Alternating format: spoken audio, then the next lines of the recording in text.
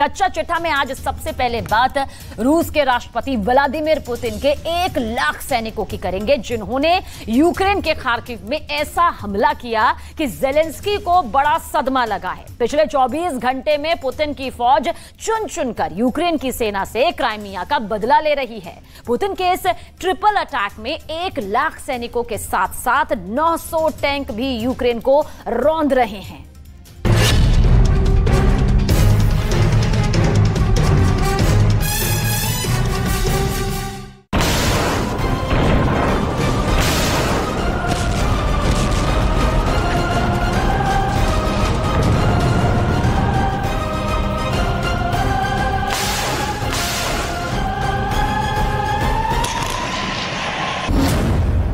Storm Z के हमले शुरू।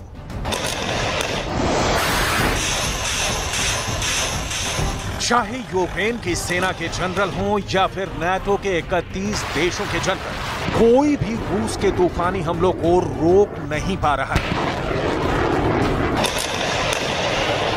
4 जून से शुरू हुआ रूस के खिलाफ यूक्रेन का काउंटर अटैक 45 दिन या कहें कि 1.5 महीने बाद भी रूसी सेना को यूक्रेन के पूर्वी और दक्षिणी इलाकों से खदेड़ नहीं पाई है।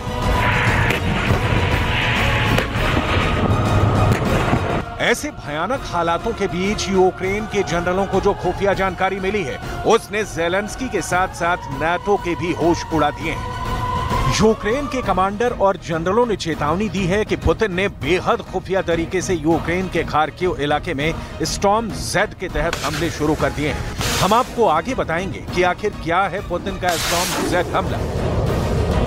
लेकिन आप इतना जान लीजिए कि पहली बार पुतिन के सबसे माहिर 1 लाख सैनिकों ने खार्किव इलाके पर हमले शुरू कर दिए हैं।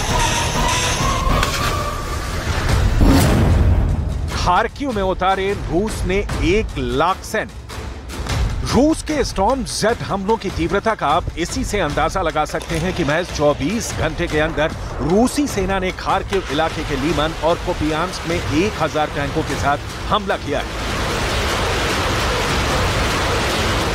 दावा किया जा रहा है कि रूस के 1000 टैंकों को T-90, T-72, T-80 टैंकों से हमले शुरू किए हैं।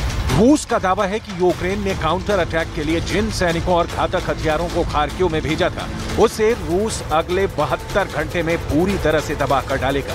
रूस के स्टॉर्म ज़ेड हमलों में 1000 टैंकों का पुतिन की सेना पहली बार इस्तेमाल कर रही है। 1000 टैंकों से पुतिन का हमला। नाटो देश लिथुआनिया में नाटो के 31 देशों की मीटिंग में ज़ेलेंस्की को भरोसा दिलाया गया था कि रूस के घातक हमलों से बचाने के लिए यूक्रेन को हर तरह के घातक हथियार दिए जाएंगे। अमेरिका, ब्रिटेन, जर्मनी और फ्रांस ने तो यहां तक दावा किया था कि रूस की सेना और उसके हथियार बुरी तरह से तबाह हो रहे हैं। इसीलिए अब रूस ज्यादा घातक हमले यूक्रेन पर नहीं कर पाएगा। यूक्रेन के जनरल भी लंबे चौड़े दावे कर रहे थे कि यूक्रेनी सेना ने 17 महीने से ज्यादा की जंग में रूस के 2.5 लाख सैनिकों को मार डाला है। लेकिन देखिए, 350 वर्ग किलोमीटर में फैले यूक्रेन के खार्किव इलाके पर पुतिन ने अपनी सेना से ट्रिपल अटैक शुरू कर दिया है। हैरानी की बात तो यह है कि रूस ने स्टॉर्म ज़ेड हमलों पर कोई बड़ा दावा नहीं किया है, बल्कि यूक्रेन के जनरल और कमांडर दावा कर रहे हैं कि रूस के स्टॉर्म ज़ेड हमले शुरू हो गए हैं। पहले हम आपको दिखाते हैं कि आखिर रूस के स्टॉर्म ज़ेड हमले हैं क्या।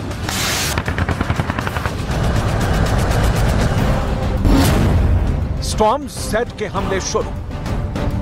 यूक्रेन के कमांडरों की चेतावनी के मुताबिक रूस ने यूक्रेन के खार्किव इलाकों में ट्रिपल अटैक शुरू कर दिए हैं। रूस की सेना ने खार्किव के लीमान और कुपियांस्क पर हमले शुरू किए हैं। स्टॉर्म ज़ेड के तहत पुतिन के पहले अटैक में 1 लाख सैनिक और 900 टैंक शामिल हैं, जो लीमान और कुपियांस्क को रौंदते हुए आगे बढ़ रहे हैं। जानकारों के मुताबिक इस वक्त रूस की सेना पूर्व और दक्षिण इलाके को खास तौर से टारगेट कर रही है। खार्किव में 900 टैंक और 1 लाख सैनिकों से हमला रूस ने इसलिए भी किया है ताकि यूक्रेन के सबसे एडवांस और घातक हथियारों को तबाह किया जा सके।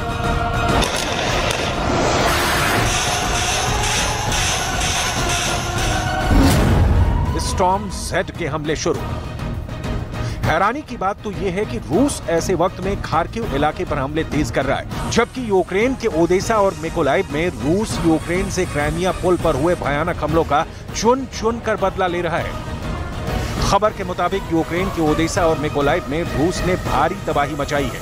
रूस के कब्जे वाले क्राइमिया पुल पर हमले के बाद से ही रूस लगातार यूक्रेनी क्षेत्रों को निशाना बना रहा है। यूक्रेन के कमांडरों का कहना है कि रूस ने उसके ओडेसा बंदरगाह पर लगातार दूसरी रात हवाई हमले किए हैं। रूसी रक्षा मंत्रालय के प्रवक्ता इगोर कोनाशेंको ने रूस हमले पर खुलकर बयान दिया है। Сегодня ночью вооруженными силами Российской Федерации нанесен групповой удар возмездия высокоточным оружием морского базирования по объектам, где готовились террористические акты против Российской Федерации с применением безэкипажных катеров, а также месту их изготовления на судоремонтном заводе в районе города Одесса. दक्षिण पूर्व से भागे यूक्रेन के जनरल। पूर्व से दक्षिण तक पिछले 24 से 36 घंटे के अंदर रूसी सेनाएं यूक्रेन सेना पर भारी पड़ती जा रही हैं। हारते और पिटते यूक्रेन की हालत देखकर America, France, Britain, Germany, Poland जैसे नेटो देश भी यूक्रेनी सेना के काउंटर अटैक को लेकर बेहद नाराज होने लगे हैं। उन्हें ऐसा लग रहा है कि यूक्रेन अपने युद्ध में नेटो को जानबूझकर इतना फंसा रहा है ताकि नेटो को रूस के खिलाफ सीधा युद्ध करने के लिए मजबूर होना पड़े। रूस ने जिस तरह से यूक्रेन के खार्किव में ट्रिपल अटैक किए हैं वो हैरान करने वाले हैं। 1 लाख सैनिकों के साथ लगभग 1000 टैंकों से हमला नेटो और यूक्रेन के होश उड़ाने वाला साबित हो रहा है। अब आप ये भी देख लीजिए कि रूस का तोपखाना और रॉकेट आर्मी किस तरह से खार्किव इलाके में हमले कर रही है।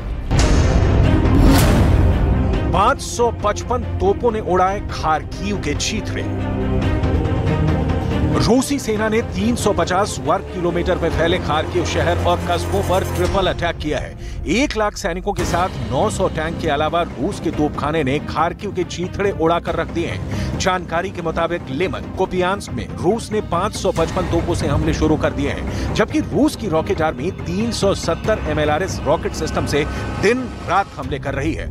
खबर के मुताबिक रूस के तोपखाने और रॉकेट आर्मी ने खार्किव के लिमन और कुपियांस्क में यूक्रेनी सेना को तबाह करके रख दिया है। इन इलाकों का रूसी सेना ने वही हाल किया है जो ओडेसा और मिकोलाइव का किया है। दक्षिण पूर्व से भागे यूक्रेन के जनरल। В районе городов Николаев и Одесса уничтожены хранилища топлива общим объемом около 70 тысяч тонн, с которых осуществлялось обеспечение военной техники вооруженных сил Украины горючим. Все спланированные к удару цели поражены. Зафиксированы пожары и детонация на уничтоженных объектах. यूक्रेनी सेना के जनरल और कमांडर ज़ेलेंस्की को लगातार ताजा हालात के बारे में जानकारी दे रहे हैं। बेशक यूक्रेन के पास बेहतरीन खुफिया इनपुट और नेटवर्क मजबूत है, लेकिन पुतिन जैसे लड़ाके के सामने नाटो और यूक्रेन पानी मांग रहे हैं। रूस के स्टॉर्म जेट हमलों को लेकर यूक्रेन में हड़कंप मच गया है, क्योंकि पुतिन ने 1.5 महीने पहले ही कह दिया था कि रूस के 7 लाख रिजर्व सैनिक जब यूक्रेन पर चारों तरफ से हमला करेंगे तो यूक्रेन को कोई बचा नहीं पाएगा।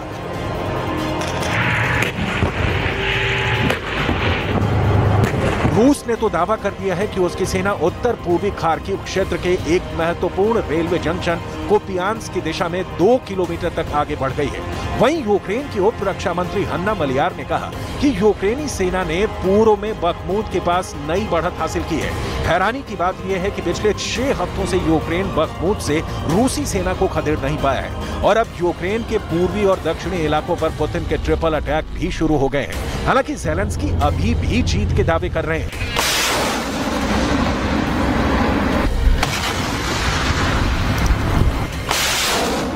Всі розуміти дуже чітко, максимально чітко, що російські сили на наших південних та східних землях вкладаються усім, чим можуть в те, щоб зупинити наших воїнів. І кожна 1000 метрів просування вперед, кожен успіх кожної нашої бойової бригади заслуговує на вдячність. Усі, хто йде на штурм.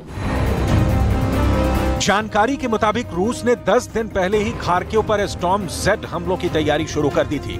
इसका सबूत आप इन तस्वीरों में देख सकते हैं। इस वक्त रूसी सेना के जनरलों और लीडर्स में युद्ध करने की जबरदस्त भूख जाग गई है।